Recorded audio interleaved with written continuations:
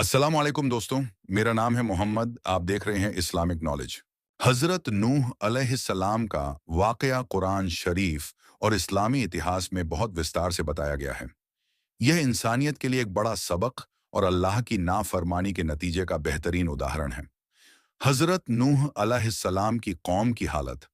हज़रत नूह अलैहिस्सलाम को अल्लाह ताला ने उस समय नबी बनाकर भेजा जब उनकी कौम बुत परस्ती, मूर्ति पूजा में डूबी हुई थी।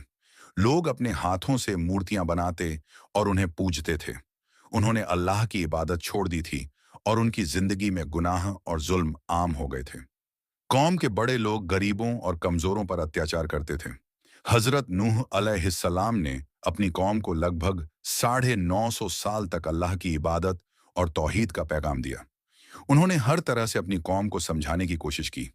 दिन हो या रात, छुपकर या खुलेआम, हर मौके पर उन्होंने अपनी कौम को अल्लाह का डर और उसकी आज्ञा मानने का पैगाम दिया।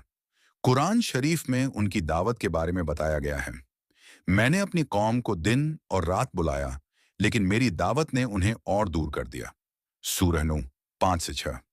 तुम एक अल्लाह की इबादत करो, उसके अलावा तुम्हारा कोई माबूद नहीं है। अगर तुम ऐसा करोगे तो अल्लाह तुम्हें माफ कर देगा और तुम्हें बरकत देगा। सूरह नूह 10 से 12। लेकिन उनकी कौम के लोग जिद्दी थे। उन्होंने न सिर्फ इनकार किया बल्कि हजरत नूह अलैहिस्सलाम का मजाक उड़ाया। बड़े लोगों ने गरीबों से कहा कि नूह सिर्फ तुम्हें धोखा दे रहा है। जब हजरत नूह अलैहिस्सलाम की कोशिशें बेकार गईं और उनकी कौम ने बुत परस्ती छोड़ने से इनकार कर दिया, तो उन्होंने अल्लाह से दुआ की, ऐ मेरे रब, इन काफिरों में से किसी को भी जमीन पर जिंदा मत छोड़।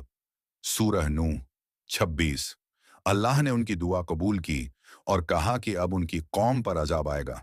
अल्लाह ने हजरत नूह अलैहिस्सलाम को एक बड़ी कश्ती बनाने का हुक्म दिया। हजरत नूह अलैहिस्सलाम ने अल्लाह के हुक्म के मुताबिक एक बड़ी कश्ती बनानी शुरू की। कुरान शरीफ में बताया गया है, हमने उन्हें हुक्म दिया कि हमारी देख रेख और रहनुमाई में कश्ती बनाओ।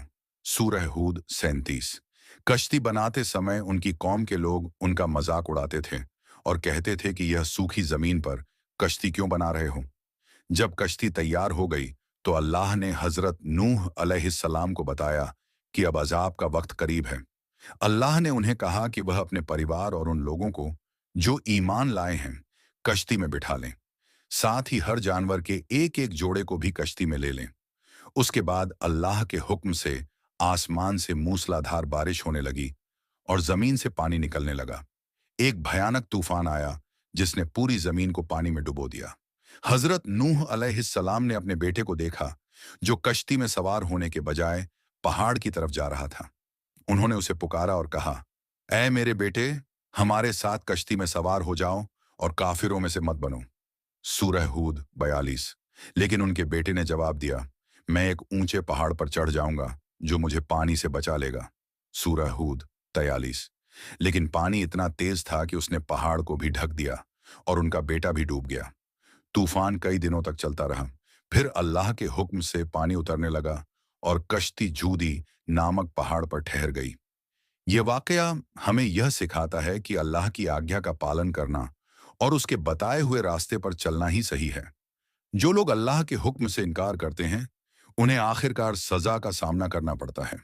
वीडियो आखिर तक देखने के लिए आपका शुक्रिया। वीडियो अच्छी लगी हो तो एक लाइक करें। ऐसे ही और वीडियोस देखने के लिए इस्लामिक नॉलेज चैनल को सब्सक्राइब करें। मैं आपको मिलता हूं अगली वीडियो में।